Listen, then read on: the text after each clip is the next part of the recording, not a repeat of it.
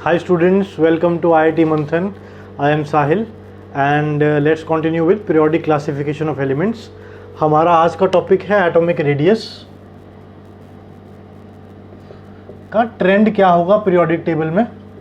तो last lecture में हम क्या क्या डिस्कस कर चुके हैं, किस तरह के एटॉमिक रेडियस होंगे, राइट। एक तो कोवलेंट बॉन्डिंग हो सकती है, कोवलेंट के अलावा वॉन डेर वाल हो सकती है और आयनिक रेडियस हो सकते हैं, करेक्ट। मेटालिक, कोवलेंट और वॉन डेर वाल। तो पीरियड और ग्रुप के अंदर हमें देखना है एटॉमिक रेडियस की वेरिएशन कैसे होगी, मतलब कम से ज़्यादा होगा या ज़्यादा से कम होगा, और इसमें एक्सेप्शंस की बात भी करेंगे। तो what I want you to know is कि आपको पता हो किस तरह के एटॉमिक रेडियस होते हैं। तो जो लास्ट वीडियो की लास्ट में ये डिस्कस हुए थे ये पता होना चाहिए। नाउ लेट्स सी कि एक ग्रुप में एक पीरियड में और एक ग्रुप में कैसे इसकी वेरिएशन होगी, ये बढ़ेगा या घटेगा।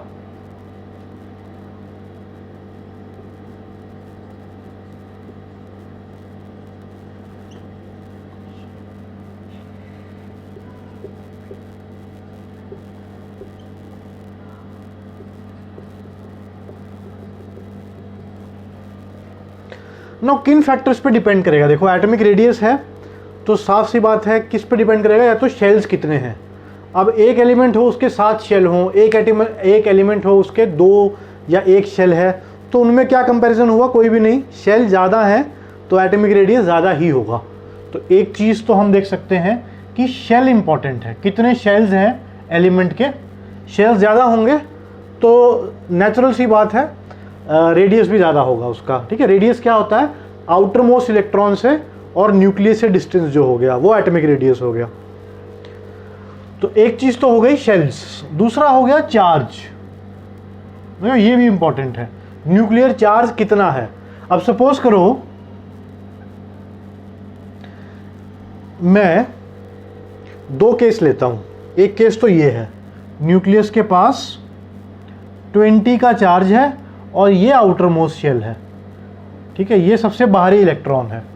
और एक केस ये हो गया कि 2 यूनिट का चार्ज है, मतलब 2 प्रोटॉन है, इसमें 20 प्रोटॉन है इसके न्यूट्रॉन में, इतना 25 लो चलो, और यही आउटर मोस्ट इलेक्ट्रॉन है। दोनों में शेल्स सेम है, इमेजिन करो दोनों में शेल सेम है, सिर्फ और सिर्फ डिफरेंस क्या है, डिफरेंस है एटॉमिक रेडियस का, सॉरी डिफरेंस है चार्ज का। शेल्स सेम है दोनों में, डिफरेंस क्या है, चार्ज का। तो किसकी न्यूक्लियर पावर ज़्यादा है। एक न्यूक्लियस को एक चुंबक की तरह मानो, ठीक है। मैग्नेट क्या होता है, अपनी तरफ इलेक्ट्रॉन्स को अट्रैक्ट करता है, करेक्ट। तो जिसका मैग्नेट स्ट्रांग होगा वो ज़्यादा फोर्स से इलेक्ट्रॉन्स को अट्रैक्ट करेगा, करेक्ट। तो इसमें क्या है, ज़्यादा फोर्स है, इसकी मैग्नेट स्ट्रांग है। न्यूक्लियर चार्ज क्या है, प्रोटॉन है, इसमें प्रोटॉन है 25, इसमें 20 है, तो ये ज़्यादा पुल, ज़्यादा अट्रैक्ट करेगा इसको, शक्ति ज़्यादा होगी इसकी। तो शक्ति ज़्यादा होगी तो ये इसकी तरफ ज़्यादा पावर से खिंचा चला आएगा। मतलब कि अगर बाकी सब चीज़ें हम सेम रखें, शेल्स अगर सेम रखें, तो चार्ज पे कैसे डिपेंड करेगा ये फैक्टर कि जिसका ज़्यादा चार्ज हो उसका रेडियस छोटा होगा। शेल्स में तो हम समझ गए, शेल अगर ज़्यादा है तो रेडियस भी ज़्यादा होगा। चार्ज में उल्टा है, चार्ज अगर ज़्यादा हो मतलब मैग्नेट की पावर ज़्यादा है, अट्रैक्ट अच्छे से कर पाएगा और शेल छोटा हो जाएगा, है ना। ये अट्रैक्ट कर रहा है इसको, ज़्यादा फोर्स से करेगा तो ये इसकी तरफ खींचा चला आएगा, थोड़ा सा रेडियस कम हो जाएगा। तो चार्ज ज़्यादा तो फिर रेडियस कम। तो इन दोनों फैक्टर्स का हमें अच्छे से क्लियर हो जाना चाहिए। शेल्स बड़े तो रेडियस बढ़ा, न्यूक्लियर चार्ज बढ़ा तो रेडियस घटा। उसके बाद हम कंटिन्यू करते हैं ये। तो देखते हैं एक पीरियड के अलॉन्ग जाने में कैसे वेरी करता है ये एटॉमिक रेडियस। तो लेफ्ट से राइट सेकेंड पीरियड की बात करते हैं। फर्स्ट में तो कोई है ही नहीं, हाइड्रोजन है और हीलियम है। फर्स्ट की बात भी करेंगे, सेकेंड से क्लियर होगा। तो सेकेंड पीरियड की बात करते हैं। सेकेंड पीरियड में कितने एलिमेंट्स हैं, 8 एलिमेंट्स हैं, और 8 में शेल सेम है। हम बोल सकते हैं सेकेंड पीरियड में जितने एलिमेंट्स हैं उनके शेल सेम है। तो भाई ये फैक्टर तो हटा सकते हैं एक तरह से, ज़्यादा इंपॉर्टेंट नहीं है शेल वाला फैक्टर, क्योंकि इस दोनों के पास 2 शेल हैं। उसके बाद क्या फैक्टर हो गया, चार्ज। चार्ज क्या हो रहा है, atomic charge left to right increase कर रहा है, करेक्ट। लिथियम के पास कितने प्रोटॉन है, 3, इसके पास 4 है, 5 6 7 8 9 10। तो चुंबक जो मैग्नेट है उसकी पावर क्या हो रही है, बढ़ रही है, शेल सेम है, तो क्या होगा, रेडियस डिक्रीज होगा, करेक्ट। तो एक्सपेक्टेड क्या था, अच्छा 2 चीजें हैं इसमें, एक एक्सपेक्टेड मतलब जितने हमें लॉजिक पता है, सब कुछ जो हम जानते हैं, और जो जो फैक्टर्स रिस्पॉन्सिबल हैं उनके हिसाब से हम ट्रेंड लिखेंगे। ट्रेंड क्या होगा, मतलब कैसे चल रहा है, इंक्रीज हो रहा है, डिक्रीज हो रहा है, ट्रेंड वो हो गया। और उसके बाद एक्सेप्शंस भी आएंगी। एक्सेप्शन में क्या होगा, जो कुछ हम सोच पा रहे हैं, जो कुछ लॉजिक हमें पता है उससे हम सोचा है, एक्सेप्शन मतलब उससे बाहर की कोई चीज़ लग रही है, कुछ और लॉजिक की ज़रूरत है। तो एक्सपेक्टेड क्या होना चाहिए, लिथियम का साइज सबसे बड़ा, फिर बेरिलियम, फिर boron, carbon, nitrogen, oxygen, fluorine, neon. ये एक्सपेक्टेड था, ऐसा होना चाहिए था। हमारे हिसाब से शेल सेम है, न्यूक्लियर पावर बढ़ रही है तो रेडियस कम होना चाहिए। और एक्चुअल क्या है, बहुत ही थोड़ी सी एक्सेप्शंस हैं एटॉमिक रेडियस में पीरियड के अलोंग। एक्चुअल में क्या हुआ, ये नियॉन का साइज सबसे बढ़ के यहाँ पे आ गया, मतलब नियॉन लार्जेस्ट साइज, उसके बाद एज इट इज ट्रेंड ऊपर वाला कॉपी कर दो। तो एक ही एक्सेप्शन है, पहले तो जो नोबल गैस है नियॉन, वो उठ के इधर आ गई, करेक्ट, वो उठ के उसका साइज सबसे बड़ा हो गया। अब क्यों, अब यहां पे वो लॉजिक लगेगा कि हमने रेडियस कितने तरह के किए हैं, वॉन डेर वाल, मेटालिक और कोवलेंट। क्योंकि नोबल गैसेस कंपाउंड नहीं बनाती हैं, तो फ्री स्टेट में एग्जिस्ट करती हैं। जो कंपाउंड बना लेगा, कोवलेंट रेडियस किसका निकालेंगे, जो कोवलेंट बॉन्ड बनाए उसी का निकाल पाएंगे, अकेले पड़े हुए का तो कोवलेंट रेडियस नहीं निकाल सकते। ऐसे ही मेटालिक रेडियस किसका निकालेंगे, जो मेटालिक बॉन्ड बनाता हो, जो मेटल हो, ये वाले, इसका मेटालिक रेडियस आएगा, बाकी सबके कोवलेंट है। तो प्रॉब्लम क्या हुई कि जो ये नोबल गैसेस हैं ये बॉन्ड बनाते ही नहीं है, ना तो कोवलेंट ना मेटालिक, ये बनाते हैं वॉन डेर वाल। और वॉन डेर वाल में क्या होता है, कोई बॉन्डिंग नहीं होती, एटम ऐसे पड़े हुए हैं दूर दूर, और रेडियस उनके बहुत ज़्यादा होते हैं। इसीलिए नियॉन को हमने शिफ्ट किया, सबसे आगे लगाया। तो एक तो याद होना चाहिए, पीरियड के अलोंग पूछ ले रेडियस कैसे वेरी करता है, तो हमें पता होना चाहिए कि पीरियड में लेफ्ट टू राइट ट्रेंड क्या है, डिक्रीज। एक्सेप्शन नियॉन का साइज सबसे बड़ा, और रीजन पता होना चाहिए, reason is because we consider van der Waals radius for neon. The reason for this exception is that we consider van der Waals radius of neon. और van der Waals क्या होगा, सबसे ज़्यादा होता है, क्योंकि उसमें कोई बॉन्ड नहीं है, ऐसे एटम्स पास पास नहीं आ रहे हैं, दूर दूर हैं, तो ज़्यादा ही होगा। अब दूसरी बात दिमाग में आती है कि सर हर पीरियड में ऐसा होगा, हाँ हर पीरियड में ऐसा होता है। थर्ड में जाओगे तो भी बिल्कुल सेम। बिल्कुल सेम का मतलब क्या है, यहां पे जो नोबल गैस है आर्गन, वो सबसे पहले आ जाएगी, सबसे बड़ा साइज उसका होगा, फिर सोडियम का, फिर मैग्नीशियम का, फिर इस तरह aluminium, silicon, phosphorus, sulphur, chlorine, और आर्गन तो सबसे इधर आ गया, करेक्ट। बाकी सब में भी ऐसा होगा। तो सभी नोबल गैस का सिर्फ और सिर्फ वॉन डेर वाल रेडियस ही दिखते हैं, इसलिए साइज बहुत ज़्यादा हो जाता है। और लास्ट में आएंगे क्रिप्टॉन, जिनॉन। जिनॉन और क्रिप्टॉन ये बना लेते हैं फिर भी बॉन्ड्स ऑक्सीजन फ्लोरीन के साथ, तो इनकी कहानी थोड़ी अलग है। बाकी सब में ये ट्रेंड याद रहे। इसमें और इसमें क्या होगा, आर्गन उठ के सबसे आगे आ जाएगा, नियॉन उठ के सबसे आगे आ जाएगा। तो पीरियड में बहुत ही आसान था, एक ही एक्सेप्शन हुई नोबल गैस की, उसकी भी रीज़न बहुत अच्छी है, क्या, वॉन डेर वाल रेडियस। अब देखते हैं ऊपर से नीचे, मतलब अलोंग अ ग्रुप। तो सबसे पहले हमने देखा इन अ पीरियड एटॉमिक रेडियस की वेरिएशन। अब हम देख रहे हैं कि ग्रुप में वेरिएशन कैसे होगी। ग्रुप का मतलब क्या है, ऊपर से नीचे, ग्रुप में वेरिएशन कैसे होगी।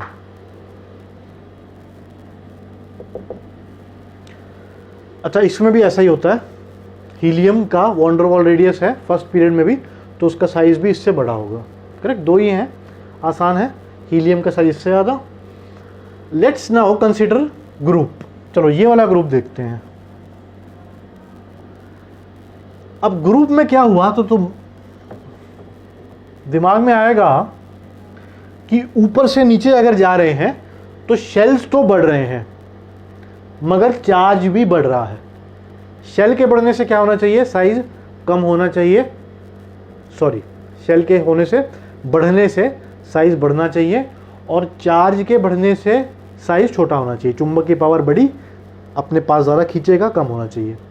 तो दो फैक्टर्स हैं, एक बोल रहा है साइज बढ़े, एक बोल रहा है साइज घटे। चलेगी किसकी, शेल वाले की, क्योंकि शेल बहुत बड़ा फैक्टर हो गया। इमेजिन करो एक 2 का शेल है, एक 3 का है, तो पूरा साइज न्यूक्लियर चार्ज ही बड़ा है, मगर ये तो इतना तो नहीं बढ़ा कि थर्ड वाले को इतना करीब लाए, सेकंड वाले को भी क्रॉस कर दे, ऐसा नहीं है। थोड़ा बहुत फर्क पड़ता है चार्ज का, मोस्टली फर्क पड़ता है शेल का। तो टॉप टू बॉटम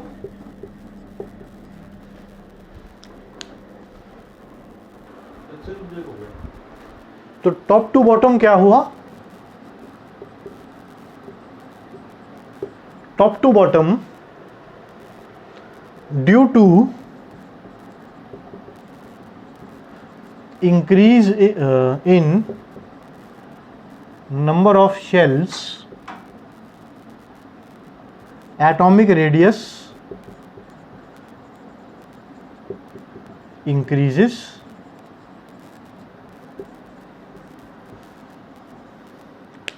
और दूसरी चीज लिख सकते हो ड्यू टू पीरियड में increase in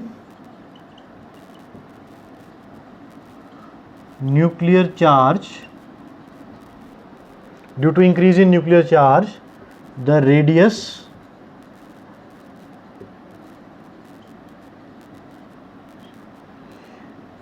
decreases along a period except noble gases। ये दोनों चीज़ें याद होनी चाहिए। ट्रेंड्स जो हैं, ये ट्रेंड है। हमें हर प्रॉपर्टी हमने 4 प्रॉपर्टी डिस्कस करनी है। ये पहली एटॉमिक रेडियस की है, फिर आयोनाइजेशन एनर्जी, फिर इलेक्ट्रॉन एफिनिटी, फिर इलेक्ट्रोनेगेटिविटी। ट्रेंड सबके याद होने चाहिए, एक्सेप्शन याद होने चाहिए, बिल्कुल टिप्स पे। ये फर्स्ट चैप्टर है इनऑर्गेनिक केमिस्ट्री का, और इसमें एक्सेप्शन मान के चलो कुछ भी नहीं है। बाद में चैप्टर जो आएंगे उनके कंपैरिजन में, और वो तभी अच्छे समझ आएंगे अगर ये चैप्टर बिल्कुल टिप्स पे होगा। तो इसमें ढील मत बरतना कि ये एक्सेप्शन छोड़ देते हैं, इतना याद करते हैं। बिल्कुल टिप्स पे होना चाहिए, नींद में भी कोई पूछ ले तो बता पाओ। एटॉमिक रेडियस का ट्रेंड अलोंग अ पीरियड और अलोंग अ शेल, इसको नोट करो।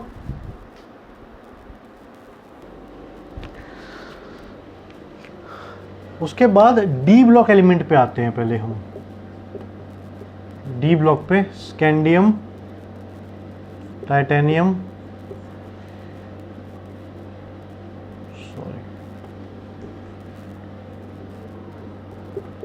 शक्ति वक्र, मनफी।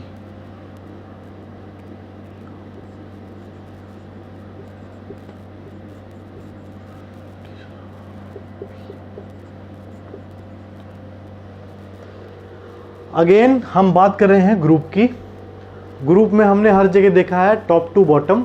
देखो जो हम एक्सेप्शंस पढ़ रहे हैं, इसका मतलब है बाकी जगह ट्रेंड सेम रहेगा, और सिर्फ जो एक्सेप्शन है वहाँ पे ट्रेंड बिगड़ा है। तो बाकी जगह जो हमने ट्रेंड पढ़े हैं उसी के अकॉर्डिंग इंक्रीज या डिक्रीज हो रहा है, या फिर बिल्कुल भी इंपॉर्टेंट नहीं है तो हमें पढ़ना ही नहीं है। Now coming to d block का जो ग्रुप्स हैं, इसमें भी एक्सपेक्टेड क्या था size. Along a group shells बढ़ते हैं, ये 4th, ये 5th, ये 6th का है। तो 4, 5, 6 शेल में अभी हमने बात की कि साइज शेल के बढ़ने से बढ़ता है। तो एक्सपेक्टेड क्या था, स्कैंडियम छोटा होगा यटीरियम से और वो लैंथियम से। ऐसा ही हुआ, करेक्ट। फिर एक्सपेक्टेड क्या था, टाइटेनियम, जर्कोनियम और हैफनियम। ऐसा होना चाहिए था, लेकिन ऐसा हुआ नहीं। एक्चुअल क्या हुआ, एक्चुअल हुआ टाइटेनियम जर्कोनियम, इस साइन का मतलब क्या है, ऑलमोस्ट इक्वल।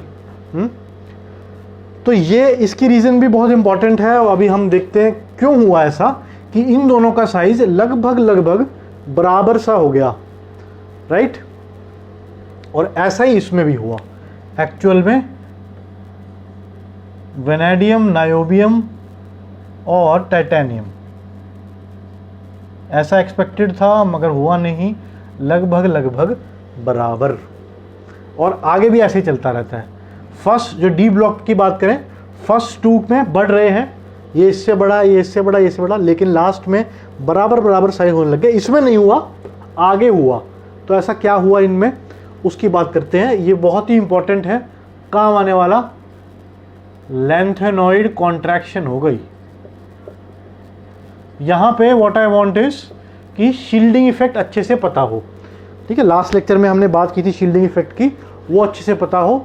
इस चैप्टर की जो थ्योरी है वो हमारे मॉड्यूल में बहुत अच्छे से एक्सप्लेनेशन दी हुई है, ठीक है। वो भी साथ साथ पढ़ते रहो और किसी की ज़रूरत नहीं पड़ेगी। अलॉन्ग विद एनसीईआरटी मॉड्यूल में बहुत अच्छी थ्योरी एक्सप्लेन की हुई है इस चैप्टर के नोट्स के साथ, उसको भी रेफर करो थ्योरी को। तो लैंथेनॉइड कॉन्ट्रैक्शन क्या होता है, देखो ये क्यों हुआ ऐसे, क्योंकि यहाँ पे 14 एलिमेंट्स आए थे। इसका एटॉमिक नंबर कितना होता है,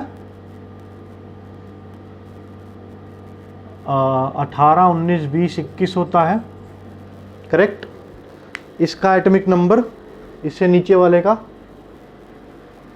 तो let's try to understand the reason कि ऐसे लैंथेनॉइड कॉन्ट्रैक्शन में ये ट्रेंड क्यों आया, क्यों ये बराबर हो गए। इसके लिए हमें एटॉमिक नंबर लिख लेते हैं इसके, 21, 22, 39, 40, 57 और ये 14 एलिमेंट्स जो बीच में आए हैं, ये रीज़न है कि इनके रेडियस इनसे लगभग बराबर हो गए। अब कौन सी फोर्स थी जिसकी वजह से हमें लग रहा था कि ये रेडियस इसका इससे ज़्यादा, इसका इससे ज़्यादा, वो क्या फोर्स थी, वो शेल वाला रीज़न था कि शेल बढ़ेगा तो एटॉमिक रेडियस बढ़ेगा। हाँ, तो हम सोच रहे थे हैफनियम का साइज जर्कोनियम से ज़्यादा होना चाहिए, हमें ये एक्सपेक्टेशन थी। यहाँ पे तो ठीक है। अब यहाँ पे एफ ब्लॉक एलिमेंट्स आ गए और एफ ब्लॉक एलिमेंट्स ने के बीच में आने की वजह से कुछ ऐसा हुआ जिसकी वजह से, जिसको हम बोलते हैं लैंथेनॉइड कॉन्ट्रैक्शन। और उसके आगे के जो एलिमेंट्स हैं लेंथ, ये जो एफ ब्लॉक एलिमेंट्स आ गए जब, तो उसके आगे के जो एलिमेंट हैं उनके साइज कुछ कम हो गए होंगे, एक्सपेक्टेशन से कम हो गए, इसके बराबर आ गए। वो क्या फोर्स है, वो लैंथेनॉइड कॉन्ट्रैक्शन है। अब उसको समझते हैं हम। देखो, स्क्रीनिंग इफेक्ट और शील्डिंग इफेक्ट लास्ट वीडियो में हमने पढ़ा था। I want you to recall क्या था। शील्डिंग इफेक्ट क्या था कि सपोज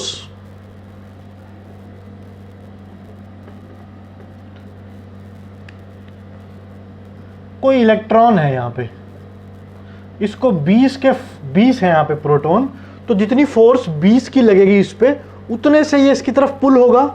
लेकिन कुछ रिपल्जेंस भी आएंगी इनर शेल्स की वजह से। इनर शेल्स के इलेक्ट्रॉन्स क्या करते हैं, रिपेल। इनर शेल के इलेक्ट्रॉन्स रिपेल करते हैं, इसका मतलब है न्यूक्लियस से शील्ड करते हैं, न्यूक्लियस के अट्रैक्टिव फोर्स से बचाते हैं। मतलब जितनी अट्रैक्शन इसकी एक्सपेक्टेड होगी इसकी वजह से उतनी नहीं हो पाएगी, क्योंकि ये क्या करेगा, रिपेल कर देगा। तो ये 20 वाली अट्रैक्शन से अट्रैक्ट नहीं होगा, कुछ इसने इसको माइनस कर दिया, कुछ उसी को बोलते हैं कि ये न्यूक्लियस से बचा रहे हैं इस इलेक्ट्रॉन को। कैसे, रिपेल करके, कि जितनी अट्रैक्शन होनी चाहिए थी वो नहीं होगी। ये वाले इलेक्ट्रॉन्स क्या करेंगे, अपनी रिपल्जन फोर्स देंगे तो कुछ कम अट्रैक्ट होगा। अब ये समझना जरूरी है स्क्रीनिंग इफेक्ट का ऑर्डर क्या होता है। स्क्रीनिंग इफेक्ट का ऑर्डर होता है, स्क्रीनिंग मतलब बचाना, स्क्रीनिंग या शील्डिंग। स्क्रीनिंग इफेक्ट का ऑर्डर होता है एस वाले जो सबशेल है, मतलब अगर यहाँ पे एस के इलेक्ट्रॉन्स होंगे वो बढ़िया रिपेल करेंगे, बढ़िया शील्ड करेंगे। उसके बाद पी, उसके बाद डी, उसके बाद एफ, ये काफ़ी तेज़ी से गिरता है। मतलब एस वाले बढ़िया रिपेल करते हैं, पी वाले भी बहुत बढ़िया रिपेल करते हैं, डी वाले भी काफ़ी बढ़िया रिपेल करते हैं, एफ वाले नहीं, सॉरी, ये बेस्ट, ये भी गुड, ये वर्स, ये वर्स्ट, बदतर। अब बात करते हैं कि क्यों हुआ यहाँ पे ऐसा। देखो F ब्लॉक के एलिमेंट्स आ गए। अब यहाँ से यहाँ देखें अगर हम, तो न्यूक्लियस की पावर 15 से बढ़ गई। न्यूक्लियस के पास अचानक से 15 ज़्यादा इसके न्यूक्लियस में और इसके न्यूक्लियस में कंपेयर करें तो क्या होगा, शक्ति न्यूक्लियस की 15 से अचानक बढ़ गई। करेक्ट, 14 वो मिस हो गए, एक यहाँ पे 1 से बढ़ रहा था, 1 से बढ़ रहा था, यहाँ पे न्यूक्लियस बहुत पावरफुल हो गया, 15 से बढ़ गया। लेकिन जो दूसरी फोर्स थी, जो शील्डिंग थी, 15 इलेक्ट्रॉन भी ऐड हुए होंगे। करेक्ट, 15 जो वो इलेक्ट्रॉन ऐड हुए वो किस में हुए, F में ऐड हुए। F में ऐड हुए तो क्या हुआ, न्यूक्लियस की पावर तो बहुत ज़्यादा बढ़ गई 15 से, मगर वो जो 15 इलेक्ट्रॉन्स थे जो रिपेल करने थे उनकी शक्ति बिल्कुल बेकार सी थी, क्योंकि F वाले इलेक्ट्रॉन्स जो इससे पहले होंगे, है ना, मतलब यहाँ पे हमारा ये इलेक्ट्रॉन है, सपोज इसका 72वां, इसके अंदर भी 15 ऐड हुए हैं, यहाँ पे भी +15 का इफेक्ट है। ये काफ़ी स्ट्रॉन्ग इफेक्ट है। ये वाला इतना पुअर है क्योंकि ये F ब्लॉक में ऐड हुए हैं 14 एलिमेंट। ये 14 एलिमेंट जो ऐड हुए हैं F ब्लॉक में हुए हैं, वो रिपेल ही नहीं कर पा रहे। ठीक है, इसलिए न्यूक्लियस की पावर बढ़ने से इतने पास आ गए वो कि साइज लगभग इन दोनों का बराबर हो गया। क्यों, यहाँ पे जंप हुआ 15 इलेक्ट्रॉन का, न्यूक्लियस की पावर इतनी ज़्यादा बढ़ी। देखो आमतौर पे क्या होता है, जब भी पावर बढ़ती है तो रिपल्जन भी बढ़ती है, पर यहाँ पे वो रिपल्जन जो बढ़नी चाहिए थी 15 इलेक्ट्रॉन की वजह से वो बढ़ी ही नहीं। F ब्लॉक का इतना पुअर शील्डिंग इफेक्ट है कि वो रिपल्जन बढ़ी ही नहीं। इसी को बोलते हैं लेंथेनॉइड कॉन्ट्रैक्शन। हमने एक्सेप्शन भी पढ़ लिया, सभी में ऐसे होगा आगे। पहले दो में इसका साइज इससे बड़ा, इसका साइज इससे बराबर, इसका साइज इससे बड़ा, इन दोनों का बराबर।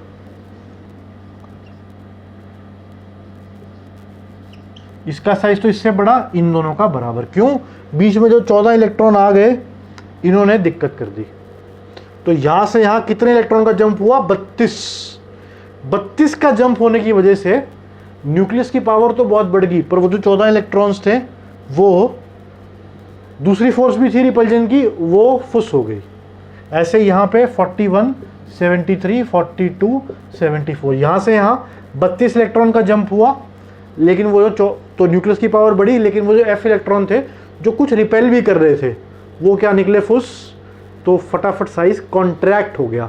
कॉन्ट्रैक्ट का मतलब सिकुड़ना, साइज का सिकुड़ना, और इसका नाम है लेंथेनॉइड कॉन्ट्रैक्शन। अब दिमाग में आएगा यहाँ से यहाँ कितना जंप हुआ, यहाँ से यहाँ भी अच्छा खासा जंप हुआ, लेकिन 18 का जंप हुआ, लेकिन जो बीच में इलेक्ट्रॉन आए हैं वो बढ़िया से रिपेल भी कर रहे हैं, क्योंकि F में तो आया नहीं कोई, जो 18 इलेक्ट्रॉन ऐड हुए हैं इसमें कोई F में तो ऐड नहीं हुआ। तो रिपल्जन भी अच्छी खासी है, न्यूक्लियस की पावर ही बड़ी है पर रिपल्जन भी बड़ी है। यहाँ पे न्यूक्लियस की पावर तो बड़ी है, रिपल्जन बेकार हुई तो साइज सिकुड़ गया। इस सिकुड़ने को बोलते हैं लेंथेनॉइड कॉन्ट्रैक्शन। इसको एक्सप्लेन कैसे कर सकते हैं, sudden decrease in the radius of some elements due to poor shielding effect of F block elements. Some elements कौन से वाले, above some elements को ऐसे कर सकते हो, some elements में D ब्लॉक के एलिमेंट्स होंगे और कौन से पीरियड के हैं, 6th और 7th पीरियड के हैं, due to poor shielding effect of F block elements. तो छोटी सी एक्सेप्शन थी, 3 के हमने ग्रुप देखे, स्कैंडियम से शुरू होकर D ब्लॉक के। तीनों में क्या होगा, फर्स्ट 2 का ट्रेंड नॉर्मल है, तीसरे का साइज बड़ा है, एक्सेप्ट स्कैंडियम, टाइटेनियम, लैंथेनम, क्योंकि वहाँ पे F ब्लॉक के एलिमेंट्स इंट्रोड्यूस नहीं हुए थे। छोटी सी एक्सेप्शन है, याद रखो। उसके अलावा क्या एक्सेप्शन है,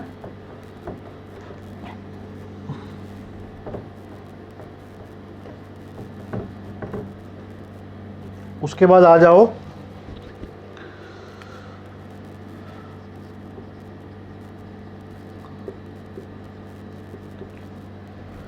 ये सेकंड पीरियड का है, ये थर्ड का है, 4th, 5th 6th, correct. Expectation क्या है? एक्सपेक्टेशन कुछ ऐसा है, बोरोन सबसे छोटा, फिर एल्यूमिनियम, फिर गैलियम, फिर इनिडियम, फिर थैलियम, करेक्ट। ये एक्सपेक्टेशन है हमारी ऊपर से नीचे।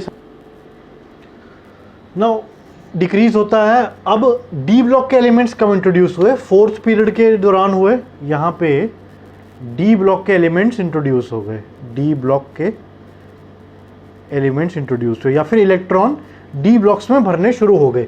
ये पी ब्लॉक के हैं, ठीक है, समझ आ रही है, ये पी ब्लॉक के हैं। लेकिन एल्यूमिनियम से गैलियम पे जाएंगे तो बीच में खूब सारे डी इलेक्ट्रॉन्स भी यहाँ भरेंगे। तो इसीलिए क्या हुआ, पोर शील्डिंग इफेक्ट एफ का भी था और डी का भी है। इसमें अंतर क्या आया?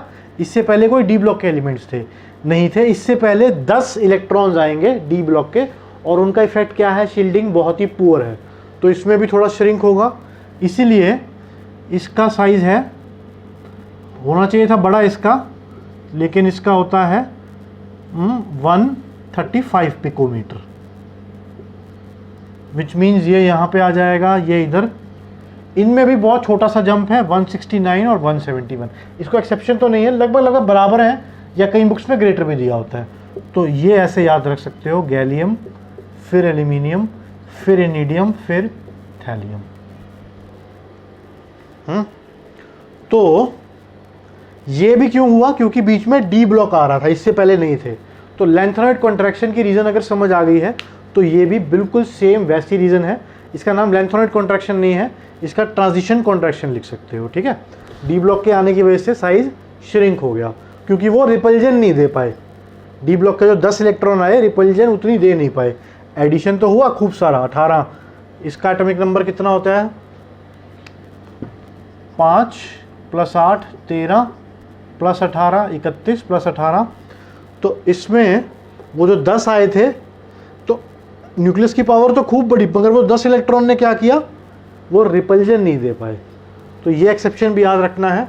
फिर एक लास्ट एक्सेप्शन एटॉमिक रेडियस में, ये याद रखो ट्रेंड्स, पीरियड में और ग्रुप में। ग्रुप में हमने 2 एक्सेप्शन पढ़ लिए, एक तो डी ब्लॉक में था जो हर जगह, और ये सिर्फ एल्यूमिनियम वाले ग्रुप में था, बोरोन फैमिली में था सिर्फ। अब पीरियड के अंदर एक और एक्सेप्शन है, जिसको ये लग रहा है कि बहुत सारे एक्सेप्शन है। देखो ये शुरुआत है, मैं फिर से बोल रहा हूँ, जो सीरियसली पढ़ाई करते हैं उनको इस चैप्टर के एक्सेप्शन तो टिप्स पे याद होते हैं, और तुम्हें भी होने चाहिए, सीरियसली तैयारी कर रहे हो तो। पीरियड में आओ, एक और एक्सेप्शन है लास्ट, शक्ति वक्र मनफी कोनी पूजन, राइट। एक्सपेक्टेशन क्या थी पीरियड में?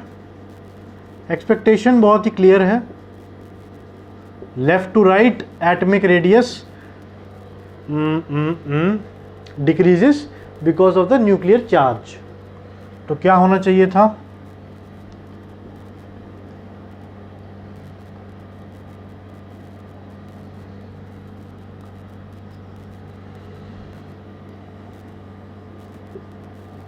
स्कैंडियम का साइज सबसे बड़ा, फिर टाइटेनियम का, vanadium, chromium, manganese, iron, cobalt, निकल, कॉपर और फिर जिंक। नोबल गैस तो है नहीं कोई इसमें डी ब्लॉक में, तो ये होना चाहिए था। असली में क्या आया? कुछ और ही। असली में क्या आया? एक्चुअल में क्या हुआ? शुरुआत में कुछ टाइम तो एटॉमिक रेडियस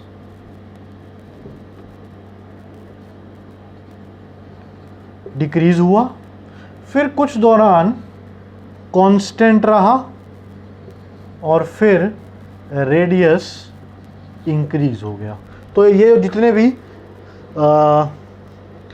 सिंपल ना होके, जो एक्सेप्शन सिंपल से थोड़े से ऊपर हैं, वो सारे डी ब्लॉक में आते हैं। एस और पी बिल्कुल शांत होते हैं, जैसा एक्सपेक्टेशन है वैसा ही ट्रेंड है। थोड़ा बहुत एलिमेंट इधर उधर हो गया। दिक्कत करने वाले कौन से हैं? डी।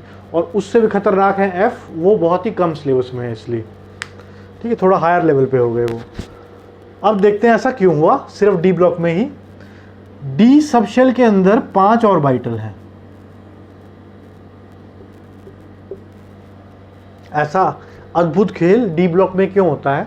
डी ब्लॉक के अंदर 5 ऑर्बिटल हैं। शुरुआत में जब एक एक करके भर रहे हैं, कॉन्फ़िगरेशंस क्या है इनकी? इसकी D1, D2, D3, D5, D5, फिर D6, D7, D8, D10, D10। Now शुरुआत में कल्ले कल्ले से हैं तो बढ़िया रिपल्जन नहीं है आपस में, तो दो फैक्टर डिसाइड कर रहे हैं, एक तो चार्ज और एक, ये तो सभी पीरियड में कर रहा था, एक फालतू आ गया electron electron repulsion. Actually D जो सबशेल है वो इतना बड़ा है कि खूब सारे 10 इलेक्ट्रॉन आ सकते हैं, पी में 6 ही आते हैं, इतनी दिक्कत नहीं होती। डी के अंदर 10 इलेक्ट्रॉन आ सकते हैं, तो क्या होता है आपस में रिपल्जन बहुत ज़्यादा खुद में हो सकती है। एक ही सबशेल में 10 इलेक्ट्रॉन भर रहे हैं तो आपस में उनकी इनर रिपल्जन बहुत ज़्यादा हो जाती है। तो आओ देखते हैं इसको। ये जो पढ़ रहे हो एक्सेप्शंस, कई बार एक बार में समझ नहीं आती, दोबारा लिखते रहो, खुद से भी दिमाग से सोचते रहो, तब जाके क्लियर होगी।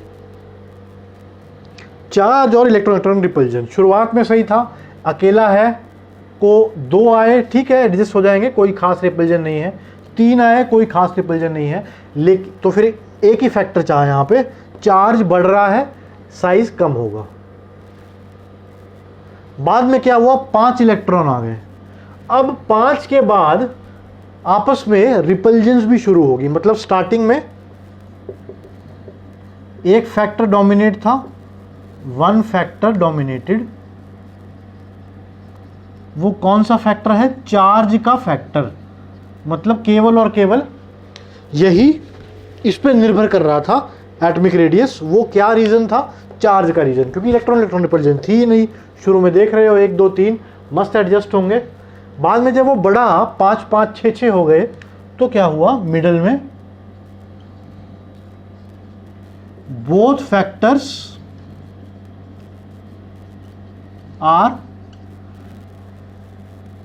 फैक्टर्स ट्राई टू बैलेंस और एंड में क्या हुआ? मतलब बीच में क्या हुआ? चार्ज तो है ही वो फैक्टर तो, और बीच में क्या हुआ? इलेक्ट्रॉन रिपल्जन भी अच्छी खासी हो गई, लेकिन और एक चार ही देखो, चार्ज वाले फैक्टर से साइज कम होता है, न्यूक्लियस की पावर बढ़ती है, और इलेक्ट्रॉन इलेक्ट्रॉन रिपल्जन से क्या होता है? साइज बढ़ता है। तो आपस में अपोजिंग फोर्सेस हैं। शुरू में घटने वाले ये साइज को घटाता है, ये फैक्टर की चल रही थी तो साइज कम हो रहा था। बाद में दोनों की चली, चार्ज क्या करता है? कम साइज, रिपल्जन क्या करता है? Greater size. दोनों फैक्टर बराबर से थे तो कोई फैक्टर वो नहीं हुआ, कांस्टेंट सा साइज रहा। एंड में रिपल्जेंस बहुत बढ़ गई। अब 9 9 10 10 8 7 इलेक्ट्रॉन रखोगे तो रिपल्जेंस तो बढ़ेंगी आपस में। तो कौन सा फैक्टर डोमिनेट हुआ? रिपल्जन वाला फैक्टर डोमिनेट हुआ। तो लास्ट में साइज अचानक से बढ़ने लगा। तो एक्चुअल रेडियस क्या है? So this is the trend. Atomic radius का ट्रेंड ये है। मैंने क्या बताया था? शुरुआत में रिपल्जेंस तो थी ही नहीं, 2 फैक्टर्स हैं, चार्ज और रिपल्जेंस। रिपल्जेंस तो थी ही नहीं, 1 2 3 इलेक्ट्रॉन थे, बढ़िया से सेटल हो रहे थे, घटता गया साइज। बाद में बीच में दोनों फैक्टर मिडल में डोमिनेट किया, रिपल्जेंस भी हो रही है अब और चार्ज भी घट रहा है, तो बराबर से हुआ है यहाँ तक। फिर लास्ट में रिपल्जेंस बढ़ने लगी तो साइज बढ़ने ऊपर की तरफ चला गया। इनके रेडियस देखो तो 142, 132, 122, 117, 117, 117, 116 और ये भी 117। फिर ये 119 है शायद, और ये है 125। कॉपर का 117, निकल 115 है, सॉरी, निकल इज 115 और ये इनके बराबर आता है 117। तो दिस इज द ट्रेंड। अब इनकी वैल्यूज याद नहीं रखनी है, याद क्या रखना है, ये कौन से फैक्टर्स थे, क्योंकि इन्हीं से क्वेश्चन आएगा। ये वैल्यूज याद नहीं रखने हैं, फैक्टर्स याद रखने हैं, और ये जो मैं लिख रहा हूं ये याद रखना है।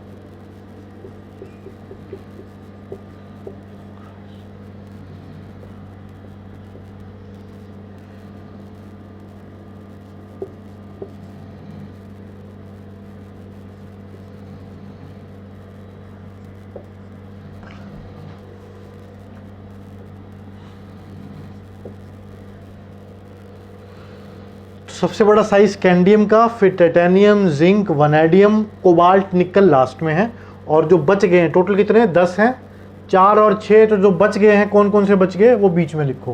क्रोमियम, मैंगनीज बराबर है इनका, आयरन बराबर है, और कौन सा बचा, कॉपर। तो इन चारों को याद कर सकते हो किसी निमोनिक से।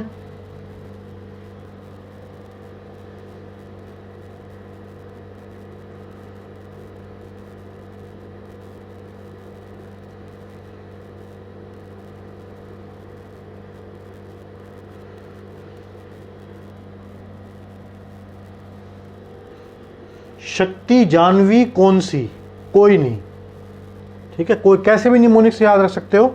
ये 6 याद रखने हैं, बाकी 4 क्या होंगे, सबकी बराबर है एनर्जी, एटॉमिक रेडियस। तो ये सारे ट्रेंड थे जो याद रखने हैं एटॉमिक रेडियस के। कौन कौन से हो गए, पहले हमने पीरियड्स में देखे।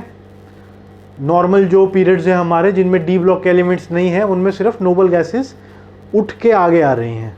लेफ्ट टू राइट तो साइज डिक्रीज हो रहा था, पर नोबल गैस उठ के सबसे ज़्यादा साइज उनका हो गया, वाई रीजन वॉन डर वाल। फिर हमने देखा ग्रुप में, कौन से ग्रुप में, डी ब्लॉक के ग्रुप में। उसमें देखा कि जब एफ ब्लॉक भरने शुरू हुए तो उनकी रिपल्जन इतनी कम थी कि साइज सिकुड़ गया, उन्होंने रिपेल ही नहीं किए, स्क्रीनिंग इफेक्ट इतना पुअर था एफ का। तो क्या हुआ, 1 2 3 ग्रुप जब कर रहे थे डी ब्लॉक में, तो सेकेंड और थर्ड का साइज लगभग बराबर हो गया। ये सेकेंड था, फिर थर्ड लेंथॉइड कॉन्ट्रैक्शन रीजन थी। फिर बोरोन फैमिली में एल्यूमिनियम गैलियम में इंटरचेंज हुआ, वो भी पुअर शील्डिंग या स्क्रीनिंग इफेक्ट ऑफ जो 10 इलेक्ट्रॉन्स आए गैलियम के आगे उनकी वजह से। ये तीसरा। चौथा ये था, इसमें क्या हुआ, 2 फैक्टर्स याद रखने हैं, चार्ज का तो है ही, और इलेक्ट्रॉन इलेक्ट्रॉन रिपल्जन। तो बीच में क्वेश्चन कहाँ से आएगा, यहाँ से आएगा, एक्सेप्शंस कौन सी हैं, ये अच्छे से याद होने चाहिए। और ये कितने हैं, 10 हैं, 10 में इनमें से कोई भी 2 दे सकते हैं, तो ये हमें अच्छे से बाय हार्ट होने चाहिए। तो अगला टॉपिक है आयनिक रेडियस, एटॉमिक रेडियस का ही पार्ट है ये। हमने किसके हम रेडियस देख रहे थे, न्यूट्रल एटम्स के देख रहे थे, कोई चार्ज तो नहीं था किसी एटम के ऊपर। अब हम क्या देख रहे हैं, आयंस के रेडियस, ठीक है। आयंस कौन से हो गए ऐसे जिन पर चार्ज हो। तो एक बात ध्यान रखनी है, जब भी किसी पे नेगेटिव चार्ज हो तो मतलब क्या हुआ, उसको एक्स्ट्रा इलेक्ट्रॉन दे रहे हैं। जैसे ऑक्सीजन की बात करें, ऑक्सीजन का अगर O- दिया हुआ है तो मतलब क्या है, ऑक्सीजन एटम था अच्छा वाला, उसमें कितने इलेक्ट्रॉन्स होते हैं ऑक्सीजन में, याद करो 8 होते हैं, आउटर मोस्ट शेल में 6 होते हैं, 2 8। तो एक और फालतू इलेक्ट्रॉन 2 6, एक और फालतू इलेक्ट्रॉन इसको दिया होगा तब माइनस चार्ज आया। तो मतलब इसमें टोटल 8 इलेक्ट्रॉन्स हैं, इसमें 9 इलेक्ट्रॉन्स होंगे, इसमें 10 होंगे, 2 माइनस दिया हुआ है। तो ऐसे पॉजिटिव चार्ज का मतलब क्या है, यानी अब इलेक्ट्रॉन्स कम हो गए हैं। तो नॉर्मल में 8 होते हैं, तो इसमें कितने होंगे, 7 इलेक्ट्रॉन्स होंगे। और वहां पे अगर ऑक्सीजन 2+ दे दिया तो फिर 6 इलेक्ट्रॉन्स, किसी भी एलिमेंट के लिए।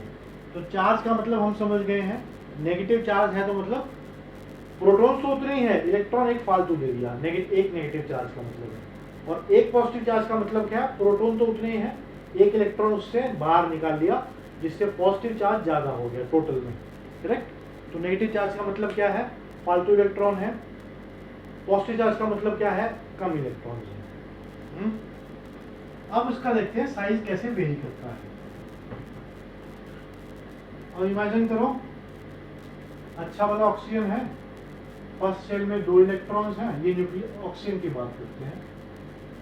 O दिख गया, ऑक्सीजन के लिए नहीं है, ऑक्सीजन का न्यूक्लियस है। फर्स्ट शेल में 2 इलेक्ट्रॉन, दूसरे में 6 इलेक्ट्रॉन होंगे, मतलब पूरे इसमें होंगे, दिखाने के लिए मैं ऐसे दिखा रहा हूँ। अब अगर O नेगेटिव को देखें तो उसके फर्स्ट शेल में 2 ही हैं, दूसरे में 7 इलेक्ट्रॉन्स हैं।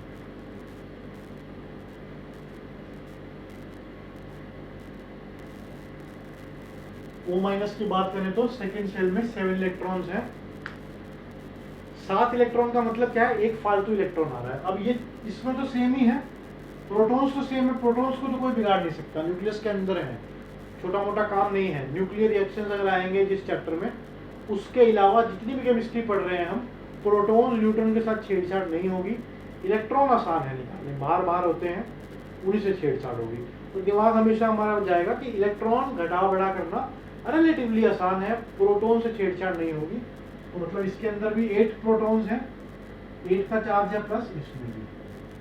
अब दोनों की चुंबक तो सेम है, मगर इसमें एक फालतू इलेक्ट्रॉन दे दिया तो साइज क्या होगा, थोड़ा सा फैलेगा। भाई एक ही चुंबक अब 8, उतनी फोर्स है, यहां पकड़ रही है 8 इलेक्ट्रॉन्स को, यहां पकड़ रही है 9 को, तो फोर्स तो कम लगेगा।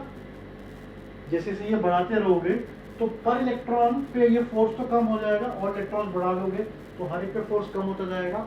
मतलब नेगेटिवली चार्ज स्पीशीज का साइज ज्यादा होता है, नेगेटिवली चार्ज स्पीशीज का size is more than neutral.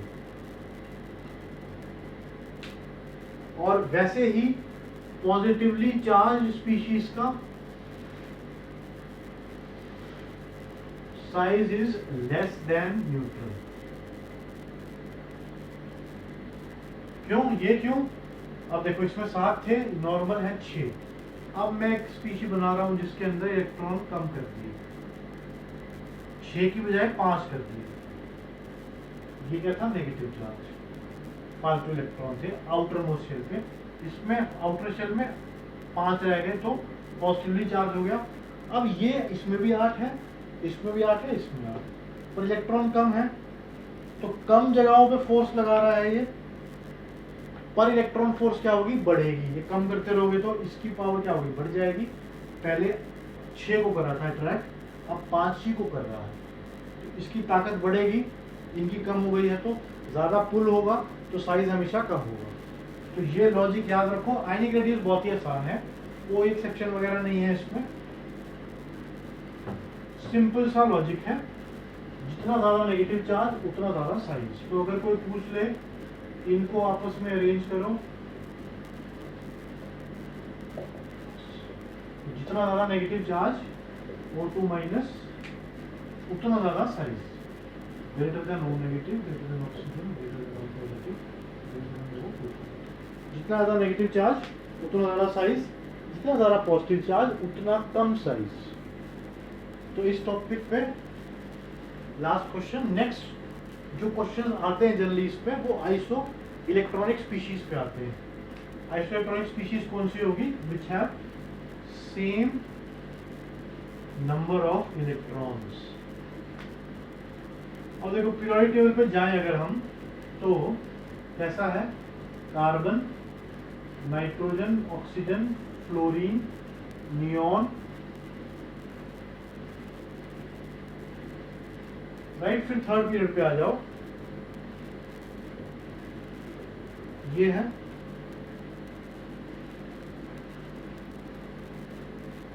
Suppose oxygen को 2 माइनस दे दें, फ्लोर, इसके पास कितने इलेक्ट्रॉन्स हैं, 10, 9, 8, 11, 12। ऑक्सीजन को 2 इलेक्ट्रॉन दे दिए, तो नियॉन जितने हो गए, फ्लोरीन को 1 दे दिया, नियॉन एज इट इज रखा, पोटेशियम से 1 कम कर दिया, और सोडियम से 1 कम कर दिया, पोटेशियम से 2 कम कर दिया। अब इनके सबके पास 10 इलेक्ट्रॉन्स हैं। ऐसे को बोलते हैं iso electronic species which have the same number of electrons. तो सबके पास सेम नंबर ऑफ इलेक्ट्रॉन्स है। इनकी साइज की बात कर रहा है, ऑल हैव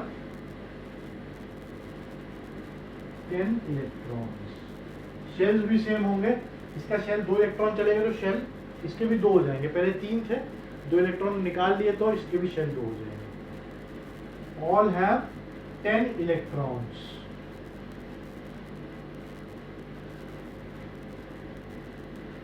दूसरी चीज, इनके पास प्रोटॉन्स तो अलग अलग हैं। प्रोटॉन्स मतलब चुंबक जो अट्रैक्ट कर रही है। मैक्सिमम किसके पास है? मैक्सिमम पोटेशियम के पास है। कितने हैं? 12। मैं बता रहा था प्रोटॉन को चेंज नहीं कर सकते हो आप। पोटेशियम के पास 12 है। अब बताओ साइज सबसे ज्यादा छोटा किसका होगा? पोटेशियम का। तो चुंबक सबसे ज्यादा उसकी है, तो सबसे छोटा साइज इसका, इसका, इसका, इसका। इसमें भी आइसोइलेक्ट्रॉनिक में भी नेगेटिव चार्ज जिसके पास ज्यादा है उसका साइज ज्यादा है। करेक्ट? तो प्रीवियस क्वेश्चन जैसे ही हो गया, नेगेटिव चार्ज जिसका ज्यादा उसका साइज ज्यादा आइसोइलेक्ट्रॉनिक स्पीशीज के अंदर भी।